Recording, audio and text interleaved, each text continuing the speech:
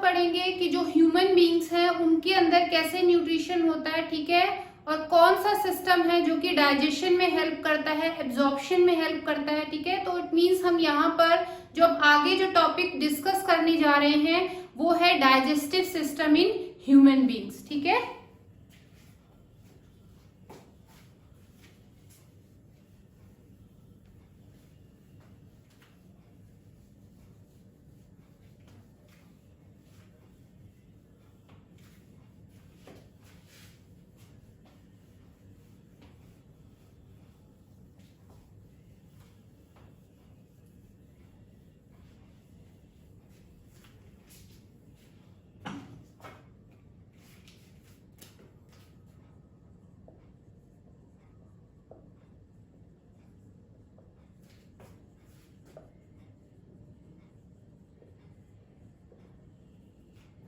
ठीक है, अगर हम ह्यूमन बींग्स के डाइजेस्टिव सिस्टम की बात करें बेटा, तो ह्यूमन बींग्स में जो डाइजेस्टिव सिस्टम होता है इसमें 2 पार्ट्स होते हैं, ठीक है।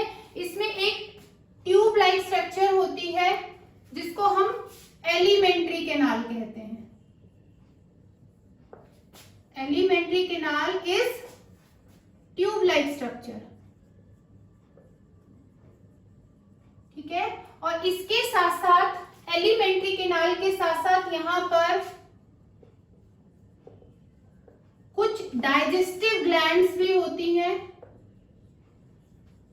जो कि डाइजेशन में हेल्प करती हैं, ठीक है। तो सबसे पहले समझिए बच्चों कि जो डाइजेशन होता है वो क्या होता है। तो अभी थोड़ी देर पहले मैंने आपको बताया था कि जब फूड लिया जाता है, जब जो फूड है जब उसको बॉडी में इंजेस्ट किया जाता है तो फूड के अंदर जो कंपोनेंट्स हैं, लाइक अगर हम कार्बोहाइड्रेट, प्रोटीन या फैट्स की बात करें तो वो सब कॉम्प्लेक्स फॉर्म में होते हैं, ठीक है। लेकिन हमारी जो बॉडी होती है वो उनको कॉम्प्लेक्स फॉर्म में एब्जॉर्ब नहीं कर पाती, ठीक है। मान लीजिए आप जो फूड खा रहे हैं उसमें कार्बोहाइड्रेट्स ले रहे हैं, प्रोटीन्स ले रहे हैं, फैट्स ले रहे हैं, मिनरल्स एंड वाइटामिन्स, यही सब कुछ लेते हैं ना फूड के अंदर। तो जो कार्बोहाइड्रेट्स हैं, प्रोटीन्स हैं, फैट्स हैं, वो सब फूड में कॉम्प्लेक्स फॉर्म में होते हैं, ठीक है, जिनको हमारी बॉडी कॉम्प्लेक्स फॉर्म में एब्जॉर्ब नहीं कर पाती, ठीक है। तो क्या होता है डाइजेस्टिव सिस्टम में, क्या होता है कि जो कॉम्प्लेक्स फॉर्म में कंपोनेंट्स हमारी बॉडी में जा रहे हैं उनको सिंपलेस्ट फॉर्म में कन्वर्ट किया जाता है, ठीक है।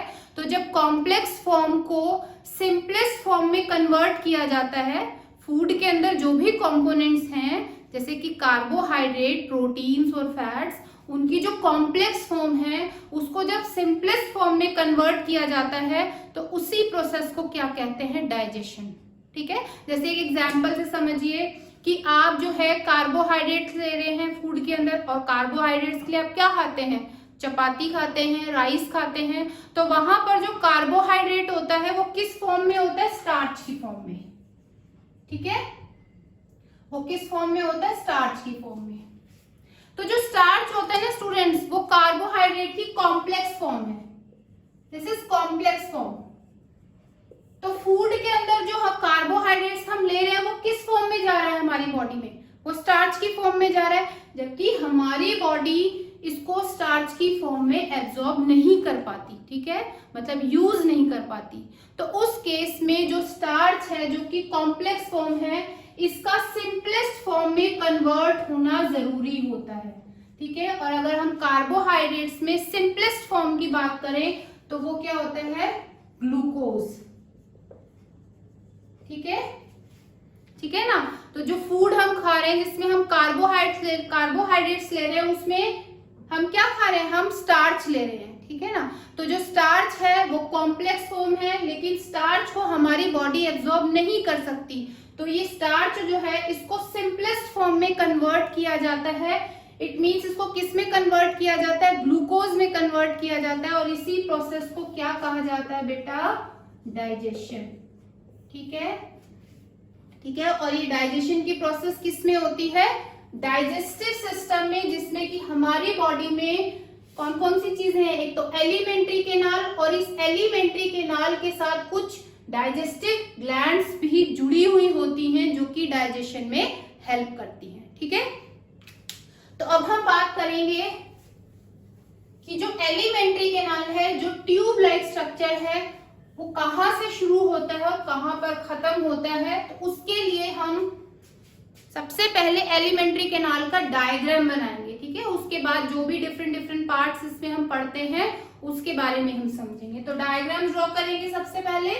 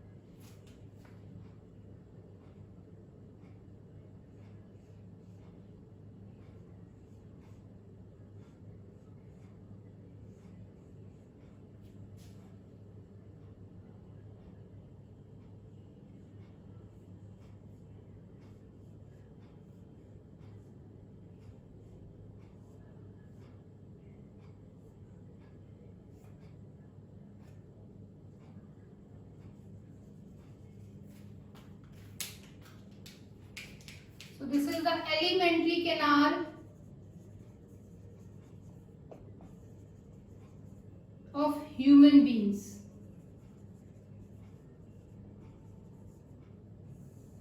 ठीक है। तो सबसे पहले हम यहाँ जो स्ट्रक्चर देखते हैं स्टूडेंट, वो क्या होती है, जो एलिमेंट्री कैनाल है उसका जो स्टार्टिंग पॉइंट है, जो जहां से ये स्टार्ट होती है, वो होता है माउथ। ठीक है। और माउथ क्या होता है, जहां से हम फूड को एनगल्फ करते हैं या इंजेस्ट करते हैं। ठीक है। ये माउथ जिस कैविटी में ओपन होता है या जिस कैविटी में ये खुलता है, उस कैविटी को हम क्या कहते हैं, बक्कल कैविटी। ठीक है। सबसे पहले हम जो भी यहाँ पे एलिमेंट्री कैनाल हमने बनाई है, इनके अंदर क्या क्या स्ट्रक्चर्स है, सबसे पहले हम यही डिस्कस करेंगे। उसके बाद हम ये जानेंगे कि जितने भी पार्ट्स यहाँ पर दिए हुए हैं उनका क्या फंक्शन है। ठीक है। तो हमने अभी यहाँ पर क्या पढ़ा है स्टूडेंट्स, की जो एलिमेंट्री कैनाल है वो कहाँ से स्टार्ट होती है, वो माउथ से स्टार्ट होती है। माउथ ही वो ओपनिंग होती है जहां से फूड को लिया जाता है। ठीक है। और माउथ आगे जाके एक कैविटी में खुलती है जिसको हम क्या कहते हैं, बक्कल कैविटी। ठीक है। और बक्कल कैविटी आगे जाके एक ट्यूब लाइक स्ट्रक्चर में आगे जाके लीड करती है जिसको हम क्या कहते हैं, ईसोफेगस। ठीक है। और ईसोफेगस को हम फूड पाइप भी बोलते हैं। ठीक है।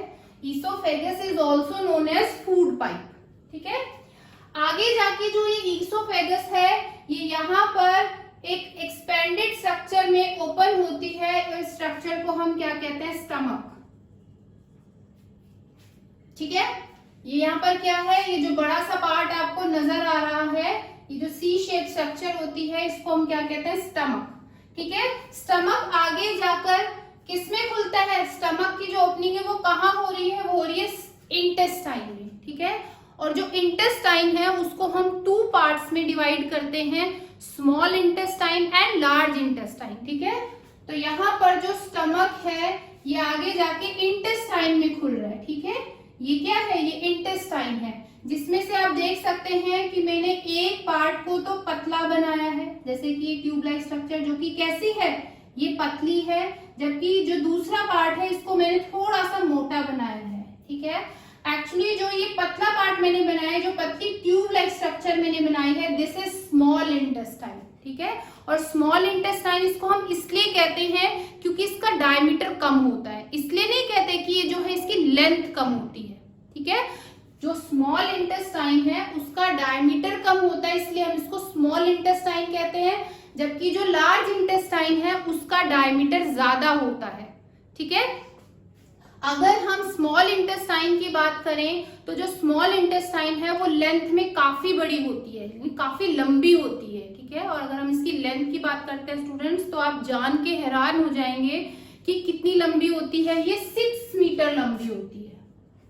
ठीक है, ये 6 मीटर लंबी होती है। तो आप सोचिए कि जो आपका एब्डोमिनल पोर्शन है, यानी जो आपका बेली पोर्शन है, वो कितना छोटा सा है। तो 6 मीटर जो लंबी स्मॉल इंटेस्टाइन है वो कैसे इतने छोटे से पोर्शन में आ सकती है। ठीक है, तो याद रखिए जो भी यहाँ पर स्मॉल इंटेस्टाइन होता है जो 6 मीटर लॉन्ग है वो हाईली कॉइल्ड हो जाता है, ये बहुत ज्यादा कॉइलिंग करता है और कॉइल होकर के ये इस छोटी सी जगह पर अरेंज हो जाता है। ठीक है, तो देख सकते हैं जो स्टमक है ये आगे जाकर किस में खुल रहा है, स्मॉल इंटेस्टाइन, और स्मॉल इंटेस्टाइन आगे जाकर के किस में खुल रही है, लार्ज इंटेस्टाइन में। ठीक है, तो दिस इज स्मॉल इंटेस्टाइन। ठीक है, और ये क्या होता है स्टूडेंट, ये है लार्ज इंटेस्टाइन। ठीक है, तो ये तो वो ट्यूब लाइक स्ट्रक्चर है जिसको हम एलिमेंट्री कैनाल कह रहे हैं, जो कि कहां से शुरू हुई है, माउथ से। उसके बाद जो हम पढ़ते हैं बकल कैविटी, बकल कैविटी आगे जाके ईसोफेगस में खुलती है, ईसोफेगस आगे जाके स्टमक में खुलता है, स्टमक जो है आगे जाके पहले तो स्मॉल इंटेस्टाइन में खुलता है, उसके बाद जो स्मॉल इंटेस्टाइन है वो लार्ज इंटेस्टाइन में खुलती है। ठीक है, और लास्ट में यहाँ पर एक स्ट्रक्चर हम पढ़ते हैं रेक्टम। ठीक है, लास्ट जो यहाँ पर स्ट्रक्चर होता है वो होता है रेक्टम, और रेक्टम आगे जाके किस में खुलता है, एनस में। ठीक है, यहाँ पर जो नीचे मैंने ये डार्क स्ट्रक्चर दिखाई है ये पोर होता है, ये वो होल होता है जहां से जो अनडाइजेस्टेड फूड है वो बाहर निकल जाता है, इसको हम क्या कहते हैं, एनस।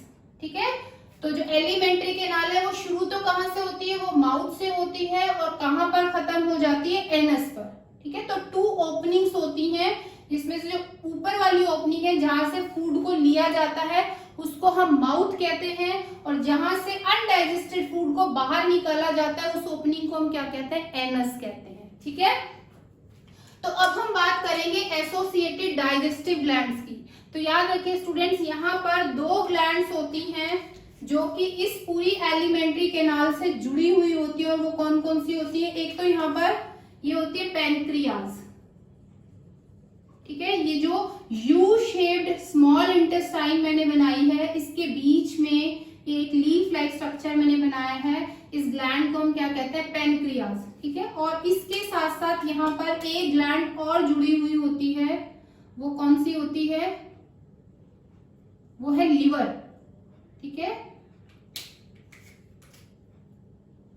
ये है liver, this is liver and this is gall bladder. ठीक है, तो ये जो ट्यूब लाइक स्ट्रक्चर आप देख रहे हैं इसके साथ कुछ ग्लैंड्स जुड़ी हुई होती हैं जो कि डाइजेशन में हेल्प करती हैं। और कौन सी है वो डाइजेस्टिव ग्लैंड्स, एक तो होती है पैनक्रियाज जो कि ये यू शेप स्ट्रक्चर, ये जो यू शेप स्मॉल इंटेस्टाइन है इसके बीच में है। ठीक है, और इस पैनक्रियाज से आप देख सकते हैं यहाँ पर एक ट्यूब लाइक स्ट्रक्चर है जो आगे जाके क्या दिखा रहे हैं यहाँ पर, गॉल ब्लैडर। ठीक है, तो ये जो पैनक्रियाज है वो एक तरफ किससे जुड़ा हुआ है, गॉल ब्लैडर से, और यहाँ पर ये जो दूसरी ग्लैंड आप देख रहे हैं वो क्या होती है, लिवर। ठीक है, तो यहाँ पर 2 एसोसिएटेड ग्लैंड्स हैं, 2 एसोसिएटेड डाइजेस्टिव ग्लैंड्स हैं, जिनमें से एक तो लिवर और दूसरा क्या होता है, पैनक्रियाज, क्योंकि यही वो ग्लैंड्स होती हैं जो कि डाइजेशन में हेल्प करती हैं। ठीक है, तो अब हम बात करेंगे जितने डिफरेंट पार्ट्स हम देख पा रहे हैं यहाँ पर फूड का डाइजेशन कैसे होता है। ठीक है। तो आप देख सकते हैं कि जो फूड है वो कहाँ से एंटर करता है, वो कहाँ से अंदर लिया जाता है, माउथ से, ठीक है। और माउथ आगे जाकर कहाँ पर खुलता है, बक्कल कैविटी, ठीक है। और इस बक्कल कैविटी में 3 चीजें प्रेजेंट होती हैं, एक तो टीथ, टंग और उसके साथ साथ सलाइवरी ग्लैंड्स, ठीक है। बक्कल कैविटी में 3 चीजें होती हैं, टीथ, टंग और सलाइवरी ग्लैंड्स, ठीक है। टीथ का क्या फंक्शन होता है, टीथ जो फूड है उसको कट करता है और कट करके ग्राइंड करता है, मतलब कटिंग और ग्राइंडिंग का फंक्शन कौन परफॉर्म करता है, टीथ करते हैं, ठीक है। जबकि जो टंग होती है वो क्या करती है, वो फूड को सलाइवा से मिक्स करती है, ठीक है। जो फूड है जो मुंह के अंदर गया है उसको सलाइवा के साथ कौन मिक्स करता है, टंग करती है, ठीक है। अब तीसरी चीज हमने यहाँ पर पढ़ी थी बक्कल कैविटी में, वो कौन सी होती है, सलाइवरी ग्लैंड्स, ठीक है।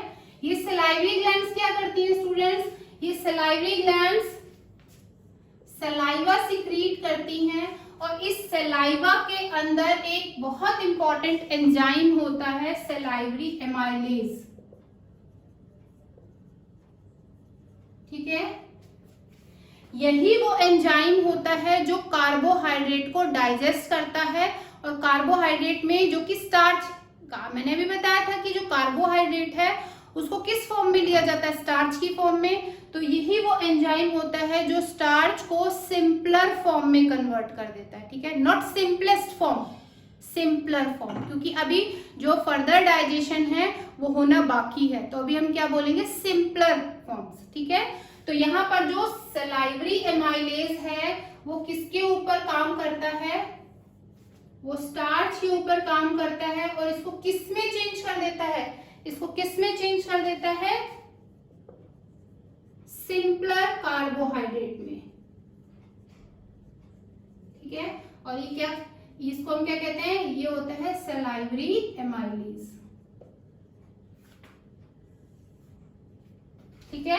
तो सलाइवरी एमाइलेज वो एंजाइम है जो कि कार्बोहाइड्रेट्स मीन स्टार्च के ऊपर काम करता है और इसको तोड़ देता है किसमें, सिंपलर कार्बोहाइड्रेट्स में, ठीक है। तो आप समझ गए कि जो फूड का डाइजेशन है एक्चुअली वो हमारे माउथ में ही शुरू हो जाता है, मींस बक्कल कैविटी में ही स्टार्ट हो जाता है, ठीक है। तो अगर आपसे पूछा जाता है कि फूड का डाइजेशन कहाँ स्टार्ट होता है तो आप क्या आंसर देंगे, बक्कल कैविटी, क्योंकि बक्कल कैविटी में क्या होता है, सलाइवरी ग्लैंड्स जो कि सलाइवा निकालती हैं, सलाइवा सिक्रीट करती हैं और इस सलाइवा के अंदर एक बहुत इंपॉर्टेंट एंजाइम होता है सलाइवरी एमाइलेज और ये एंजाइम स्टार्च को तोड़ता है, स्टार्च का ब्रेक डाउन करता है और उसको किस में चेंज कर देता है, सिंपलर कार्बोहाइड्रेट में, ठीक है। अब हम नेक्स्ट पार्ट की बात करते हैं, बक्कल कैविटी जो आगे जाकर किस में खुल रही है, ईसोफेगस में। तो ध्यान रखिए कि जो ईसोफेगस है, ये जो ईसोफेगस है यहाँ पर कोई भी एंजाइम नहीं रिलीज होता, ठीक है।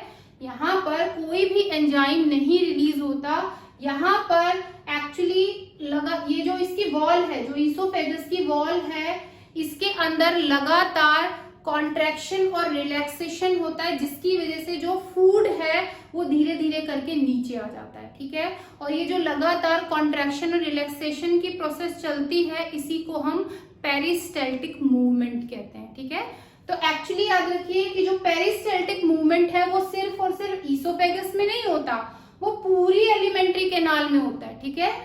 माउथ से शुरू होकर के जो एनस पे खत्म हो रही है एलिमेंट्री कैनाल, जितने भी आप यहाँ पर पार्ट्स देख रहे हैं इन सभी पार्ट्स में पेरिस्टैल्टिक मूवमेंट होता है, मतलब लगातार हर पार्ट कॉन्ट्रैक्ट भी करता है और रिलैक्स भी करता है, ठीक है। और इस कॉन्ट्रैक्शन और रिलैक्सेशन की वजह से जो फूड है वो धीरे धीरे करके नीचे आता चला जाता है, ठीक है।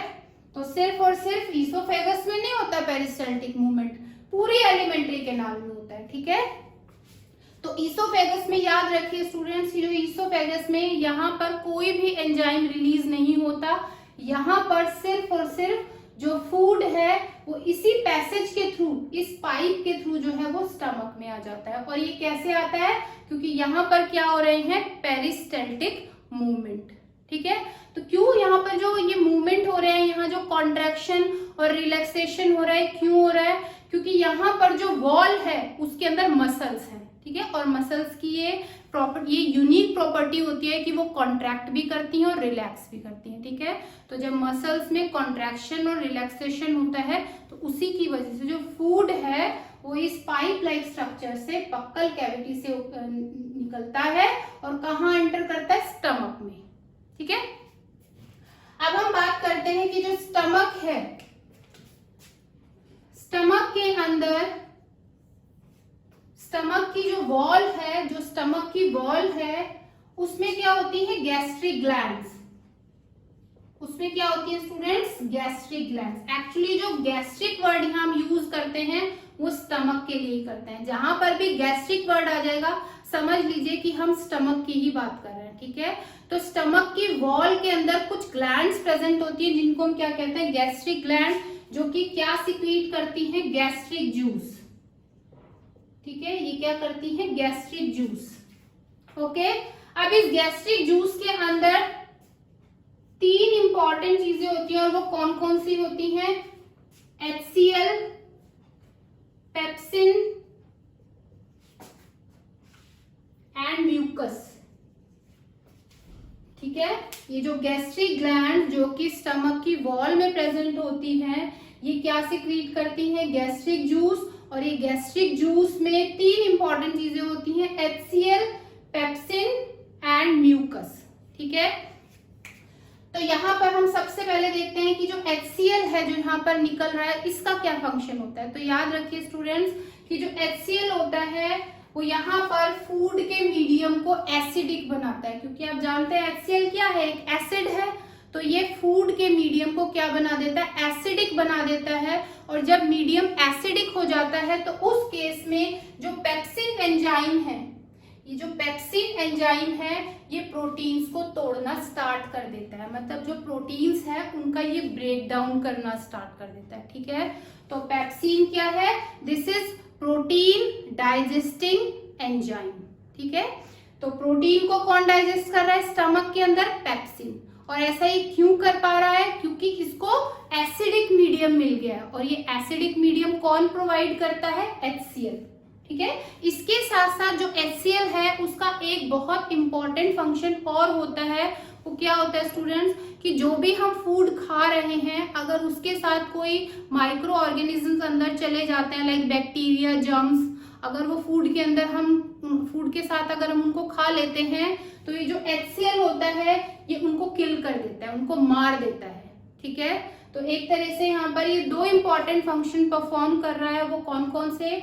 एक तो ये जो फूड है उसके मीडियम को एसिडिक बनाता है जिससे जो पेप्सिन एंजाइम है वो फूड के ऊपर अपना काम कर सके, यानी फूड के अंदर जो प्रोटीन है उसको तोड़ सके, ठीक है।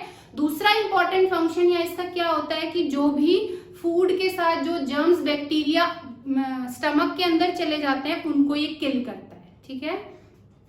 तो आप समझिए कि HCl का फंक्शन क्या होता है। उसके बाद जो पेप्सिन होता है ये क्या करता है? ये एक्चुअली प्रोटीन्स का ब्रेक डाउन करता है। So this is protein digesting enzyme, okay.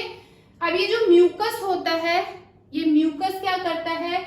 ये म्यूकस जो है वो स्टमक की वॉल पर एक लेयर बनाता है।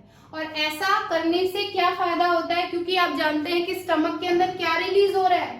HCl रिलीज हो रहा है। तो ये HCl जो है स्टमक की वॉल को डैमेज कर सकता है क्योंकि ये एसिड है। तो अगर ये एसिड है तो ये तो स्टमक की वॉल को डैमेज कर सकता है। तो स्टमक की वॉल को कोई भी उसके ऊपर कोई भी डैमेजिंग इफेक्ट ना आए उसके लिए जो म्यूकस है वो म्यूकस स्टमक की वॉल को कवर कर लेता है। तो वहां पर वो क्या बनाता है? एक लेयर बनाता है, ठीक है। जैसे जो वॉल है उसके ऊपर एक लेयर बना लेता है म्यूकस, जिसके चलते जो HCl है वो जो स्टमक वॉल पर अटैक नहीं कर पाता है, ठीक है। तो याद रखिए जो स्टमक वॉल है उसके ऊपर म्यूकस एक लेयर बनाता है जिसकी वजह से जो HCl है वो इसकी वॉल पर, स्टमक की वॉल पर अटैक नहीं कर पाता है, ठीक है। अब हम आगे बढ़ते हैं।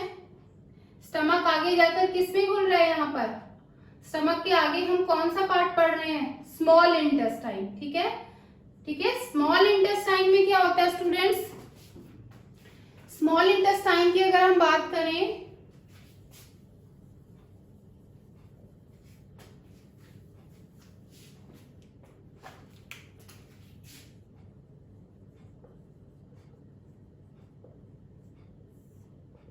स्मॉल इंटेस्टाइन की बात करें तो स्मॉल इंटेस्टाइन में आप देख सकते हैं ये जो यू शेप पार्ट है ये स्मॉल इंटेस्टाइन है।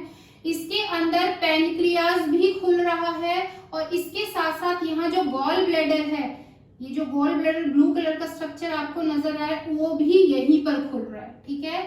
जो पैनक्रियाज है इसकी ओपनिंग भी स्मॉल इंटेस्टाइन में हो रही है और जो गॉल ब्लैडर है इसकी ओपनिंग भी स्मॉल इंटेस्टाइन में ही हो रही है, ठीक है।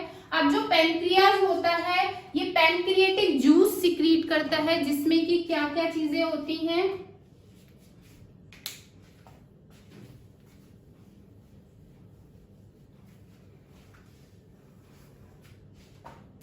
पैनक्रियाज क्या करता है स्टूडेंट, पैनक्रिएटिक जूस, ठीक है। इस पैनक्रिएटिक जूस में पैनक्रिएटिक एमाइलेज होता है, उसके साथ साथ इसमें ट्रिप्सिन होता है और लाइपेज होता है, ठीक है। जो पैनक्रियाज है जो कि एक डाइजेस्टिव ग्लैंड है, ये पैनक्रियाज पैनक्रिएटिक जूस सिक्रीट करता है और इस पैनक्रिएटिक जूस में 3 मेन कंपोनेंट्स होते हैं। कौन कौन से, pancreatic amylase, trypsin and lipase, ठीक है। याद रखिए स्टूडेंट, जहां भी एमाइलेज आ जाएगा, जहां पर भी एमाइलेज आ जाएगा इट मींस वो एंजाइम कार्बोहाइड्रेट को डाइजेस्ट करने वाला है, ठीक है। जैसे अभी हमने पढ़ा था कि जो बक्कल कैविटी है जिसके अंदर क्या होता है, सलाइवा होता है और सलाइवा में क्या है, सलाइवरी एमाइलेज, तो वहां पर भी क्या हो रहा है, कार्बोहाइड्रेट का डाइजेशन हो रहा है। तो यहाँ पर भी क्या हो रहा है, यहाँ पर पैनक्रिएटिक एमाइलेज पढ़ रहे हैं, तो पैनक्रिएटिक एमाइलेज मींस ये एंजाइम किसको डाइजेस्ट करेगा, कार्बोहाइड्रेट को, ठीक है। तो जहां भी आप एमाइलेज लिखेंगे वहां आपको याद रखना है कि वो एंजाइम कार्बोहाइड्रेट को डाइजेस्ट कर रहा है, ठीक है। तो ये किसको डाइजेस्ट करता है, कार्बोहाइड्रेट को। इसके साथ साथ ट्रिप्सिन, ये किससे मैच कर रहा है, अगर आप इसको बोल के देखिए तो ये किससे जो है मैच कर रहा है, पेप्सिन, ट्रिप्सिन, ठीक है ना। तो पेप्सिन जो है वो किसका डाइजेशन करता है, प्रोटीन्स का, तो ट्रिप्सिन भी किसको डाइजेस्ट करेगा, प्रोटीन्स को। तो this is protein digesting enzyme, ठीक है। तो ये किसको डाइजेस्ट करता है, प्रोटीन्स को। उसके साथ साथ जो लाइपेज है, ठीक है, ये किसको डाइजेस्ट करता है, ये फैट्स को डाइजेस्ट करता है, ओके। तो आप देख सकते हैं कि जो पैनक्रियाज है उसके अंदर वो क्या सिक्रीट करता है, पैनक्रिएटिक जूस, जिसमें 3 इंपॉर्टेंट एंजाइम निकलते हैं। कौन कौन से, पैनक्रिएटिक एमाइलेज जो कार्बोहाइड्रेट को डाइजेस्ट करता है, और ट्रिप्सिन जो प्रोटीन्स को डाइजेस्ट करता है, और लाइपेज जो कि फैट्स को डाइजेस्ट करता है, ठीक है। और ये सभी एंजाइम्स जो हैं जो भी यहाँ सिक्रीट हो रहे हैं जो कि पैनक्रिएटिक जूस में है, वो जूस इस ट्यूब लाइक स्ट्रक्चर आप देख सकते हैं यहाँ पर एक कनेक्शन है। ये जो पैनक्रियाज है ये आगे जाके स्मॉल इंटेस्टाइन में खुल रहा है, ठीक है। तो यहाँ से जो भी जूस यहाँ सिक्रीट किया जाता है वो कहाँ जाता है, स्मॉल इंटेस्टाइन में, ठीक है। अब अगर हम दूसरी ग्लैंड की बात करें, लिवर की, तो याद रखिए स्टूडेंट्स की जो लिवर होता है वो लिवर क्या करता है, वो बाइल जूस सिक्रीट करता है, ठीक है। पैनक्रियाज क्या करता है, पैनक्रिएटिक जूस, जबकि लिवर क्या करता है, बाइल जूस सिक्रीट करता है। बाइल जूस में क्या होते हैं, बाइल साल्ट्स होते हैं, ठीक है। बाइल जूस में क्या आते हैं, बाइल साल्ट्स होते हैं, और ये बाइल साल्ट्स क्या करते हैं, ये फैट्स का इमल्सिफिकेशन करते हैं,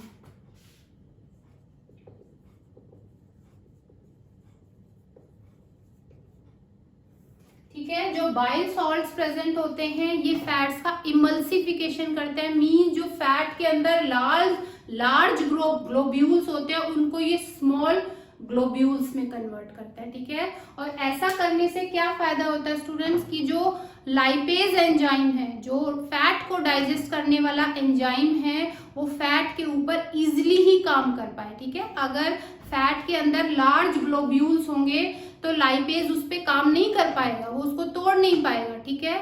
तो क्या होता है कि जो लार्ज ग्लोब्यूल्स होते हैं वो पहले स्मॉलर ग्लोब्यूल्स में चेंज होते हैं, उसके बाद जो लाइपेज एंजाइम होता है वो उसके ऊपर काम करता है, मतलब उसका ब्रेक डाउन करता है, ठीक है। तो लार्जर ग्लोब्यूल्स का स्मॉलर ग्लोब्यूल्स में कन्वर्ट होना, इसी को हम क्या कहते हैं, इमल्सिफिकेशन। और ये कौन करता है, ये कौन करता है, बाइल सॉल्ट्स, जो कि किस में प्रेजेंट होते हैं, बाइल जूस। इसके साथ साथ याद रखना स्टूडेंट्स कि जो बाइल जूस होता है वो फूड के मीडियम को एल्कलाइन बनाता है, ठीक है। आप पढ़ रहे हैं स्टमक से जो फूड आ रहा है, स्टमक में क्या रिलीज हो रहा था, HCl, जो कि फूड के मीडियम को क्या बना रहा था, एसिडिक बना रहा था, ठीक है। अब फूड कहाँ आ रहा है, अब फूड आ रहा है स्मॉल इंटेस्टाइन में, ठीक है। तो अभी भी फूड का जो मीडियम है वो एसिडिक ही है, लेकिन जब ये यहाँ पर ये यू शेप स्ट्रक्चर में आता है तो इस फूड का मीडियम अब एसिडिक नहीं रहता, ये किस में चेंज आता है, एल्कलाइन मीडियम में। और ऐसा कौन करता है, बाइल जूस, ठीक है। तो बाइल जूस फूड के मीडियम को एल्कलाइन बनाता है, ठीक है। तो आप देख सकते हैं ये जो लिवर है, ये लिवर भी आगे जाके किससे जुड़ा हुआ है, ये यहाँ पर यू शेप इंटेस्टाइन में, ठीक है, स्मॉल इंटेस्टाइन में। तो यहाँ से पैनक्रियाज भी जो भी जूस सीक्रेट करता है वो इस पार्ट में एंटर करता है, और जो लिवर है जो भी सीक्रेट करता है वो भी इसी पार्ट में एंटर करता है, ठीक है। अब लिवर के नीचे आप एक यहाँ पर स्ट्रक्चर देख रहे हैं जिसको मैंने क्या लिखा है, गॉल ब्लैडर, ठीक है। जो भी बाइल जूस सीक्रेट करता है लिवर, उसको कौन स्टोर कर लेता है, उसको गॉल ब्लैडर स्टोर करता है, ठीक है। सिक्रीशन का काम किसका है, लिवर का, ठीक है। बाइल जूस को सिक्रीट तो लिवर कर रहा है, लेकिन बाइल जूस को स्टोर कौन करता है, गॉल ब्लैडर, ठीक है। तो जब भी रिक्वायरमेंट होती है तब गॉल ब्लैडर जो है बाइल जूस को स्मॉल इंटेस्टाइन में छोड़ देता है, रिलीज कर देता है, ठीक है। तो अब समझ में आ गया स्टूडेंट्स कि स्मॉल इंटेस्टाइन में क्या हो रहा है, स्मॉल इंटेस्टाइन में एक तो पैनक्रिएटिक जूस आ रहा है और दूसरी क्या चीज आ रही है, बाइल जूस। पैनक्रिएटिक जूस में 3 इंपॉर्टेंट एंजाइम्स है, pancreatic amylase, trypsin and lipase, ठीक है।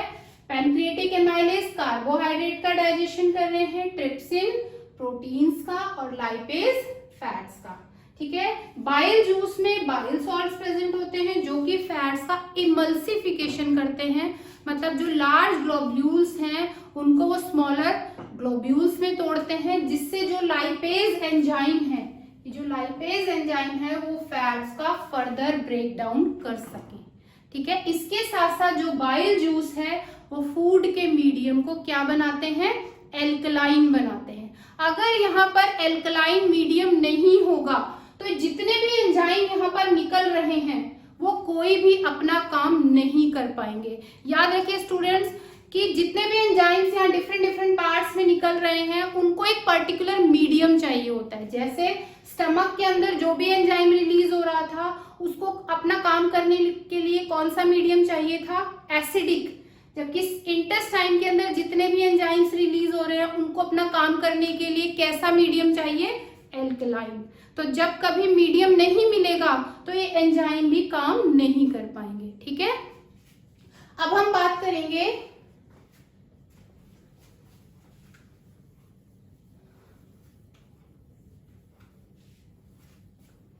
स्मॉल इंटेस्टाइन की जो वॉल होती है। याद रखिए स्टूडेंट्स, जो स्मॉल इंटेस्टाइन की वॉल होती है, wall of small intestine,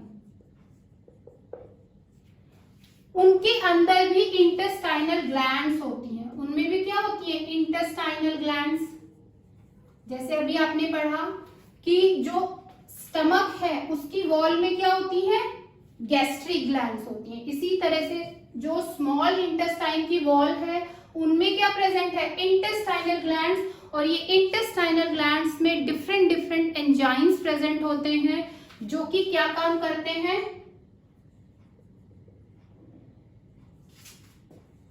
different enzymes,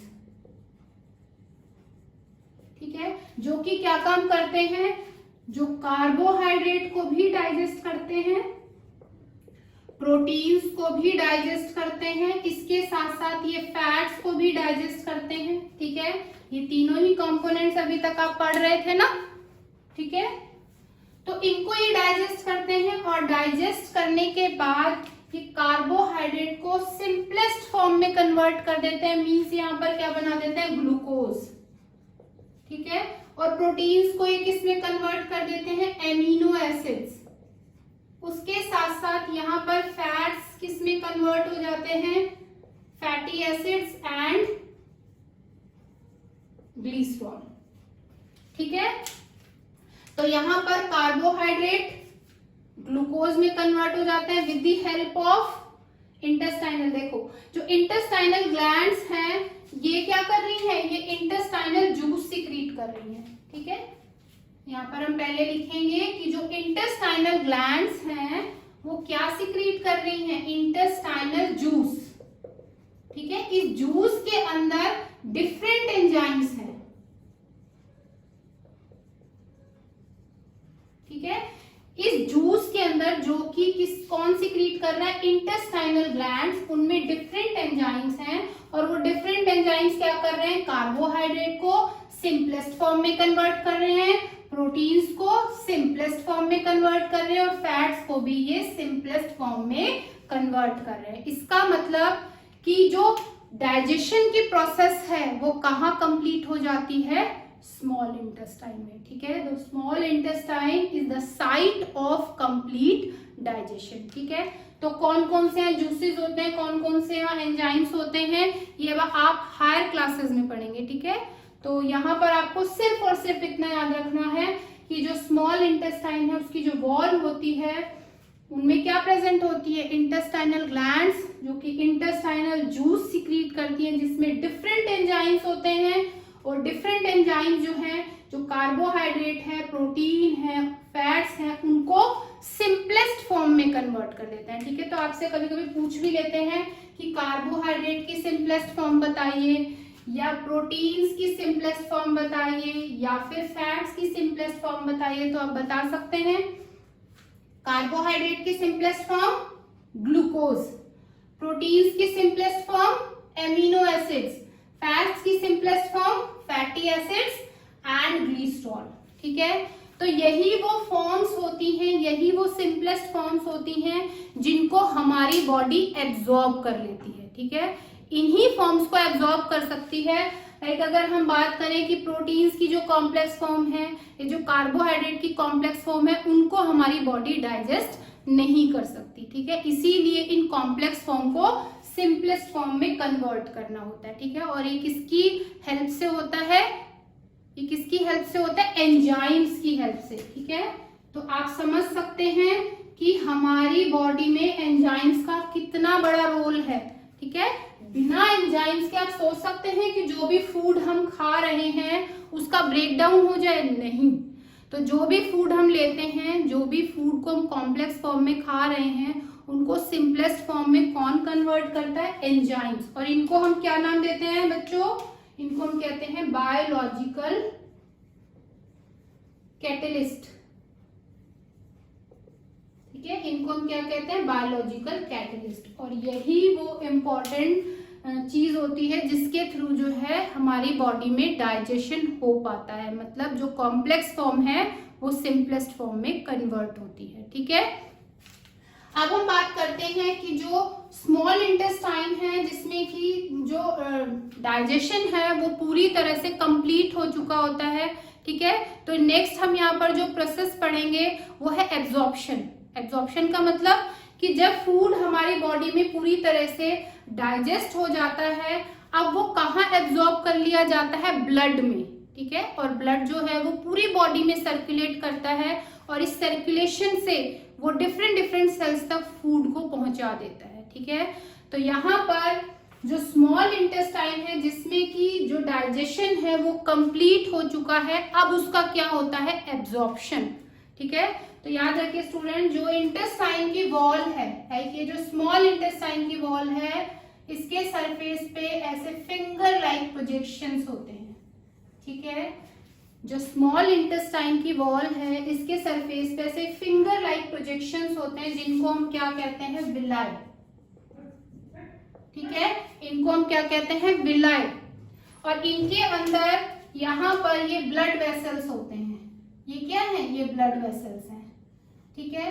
तो जो भी डाइजेस्टेड फूड स्मॉल इंटेस्टाइन के अंदर है वो इन विलाई की हेल्प से ही एब्जॉर्ब कर लिया जाता है, और एब्जॉर्ब करके इसको कहाँ डाल दिया जाता है? ब्लड वेसल्स में। एक्चुअली फूड का स्मॉल इंटेस्टाइन से ब्लड वेसल में आना ही एब्जॉर्प्शन है, ठीक है। तो यहाँ पर ये फिंगर लाइक प्रोजेक्शंस क्यों होते हैं स्टूडेंट्स? इसका मतलब ये कि जो भी फूड हम खा रहे हैं उसका ज्यादा से ज्यादा एब्जॉर्प्शन हो सके, इसके लिए यहाँ पर ये फिंगर लाइक प्रोजेक्शंस होते हैं, जिससे कि जो सरफेस एरिया होता है एब्जॉर्प्शन का वो बढ़ जाता है, ठीक है। जब एब्जॉर्प्शन के लिए सरफेस एरिया बढ़ जाता है तो उस केस में जो भी हम फूड खाते हैं उसका ज्यादा से ज्यादा एब्जॉर्प्शन होता है, ठीक है।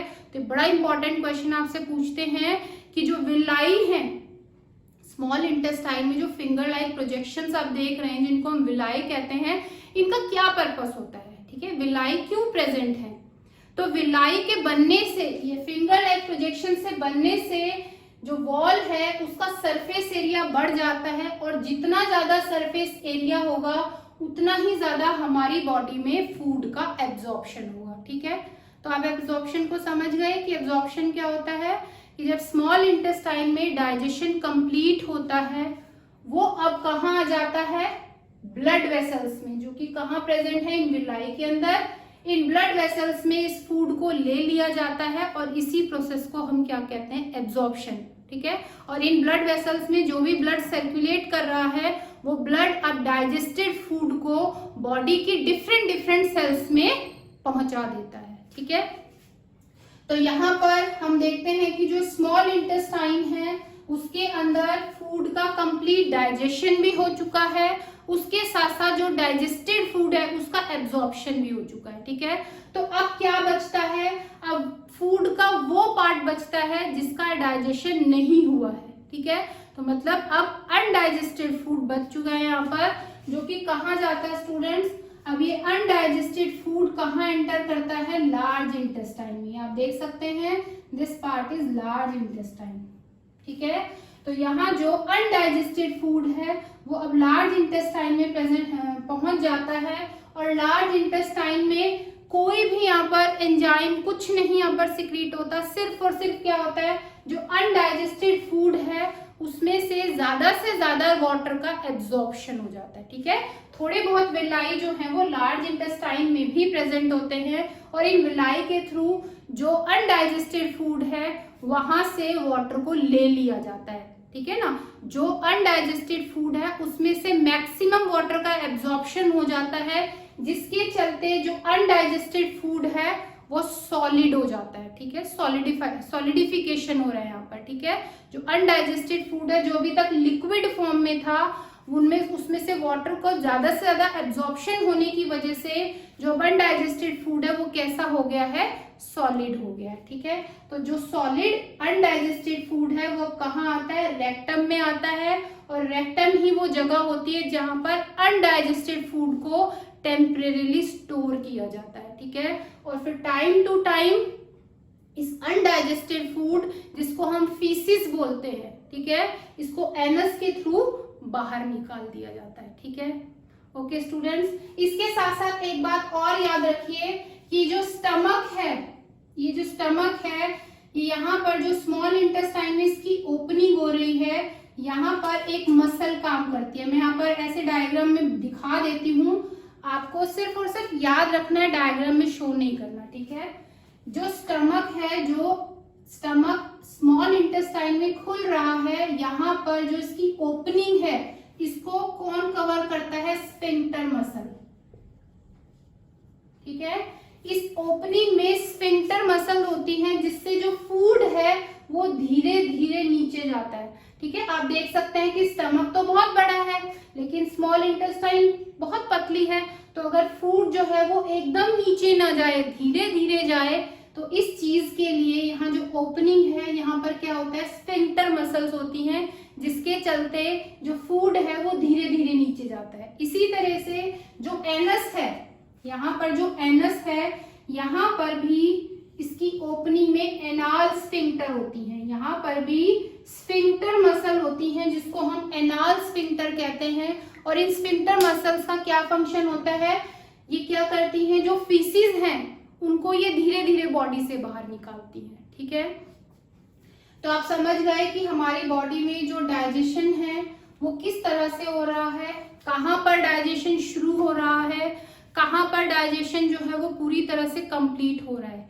याद रखिए स्टूडेंट्स, हमारी बॉडी में जो डाइजेशन है वो बक्कल कैविटी में ही स्टार्ट हो जाता है। और बक्कल कैविटी में कौन सा कंपोनेंट टूटता है, कार्बोहाइड्रेट। ठीक है, इसके साथ साथ जो कंप्लीट डाइजेशन हो रहा है, मतलब डाइजेशन की प्रोसेस जो कंप्लीट हो रही है वो कहाँ हो रही है, स्मॉल इंटेस्टाइन में। ठीक है, और स्मॉल इंटेस्टाइन ही वो जगह है जहां पर एब्जॉर्प्शन भी हो रहा है। ठीक है, और जो इजेशन की प्रोसेस हो रही है वो किसके थ्रू हो रही है, एनस के थ्रू।